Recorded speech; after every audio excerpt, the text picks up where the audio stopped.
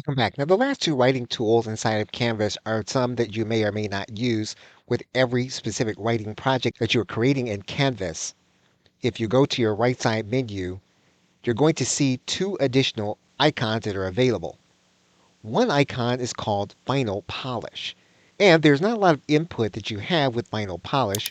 We're just going to click that element and we're going to click the arrow button in order for ChatGPT to start creating its final polishing of the document. And you'll see this happening in real time. Again, if you don't like the draft, you can revert back to the previous version. If you want to show all the changes that are made, you can click on Show Changes.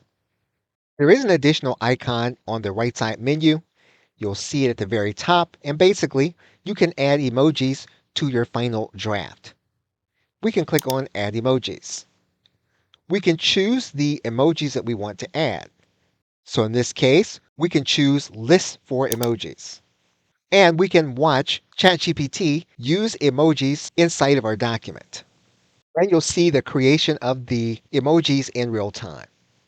Once you have the emojis that you want, you can then click Copy, and you can head to your favorite word processing software to paste in your content.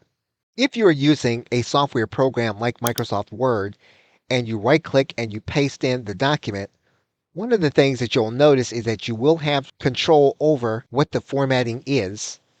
And so you'll want to think about that as you begin to place your content inside of your word processing document. Okay, it's with that. Thanks, and I will see you in another video.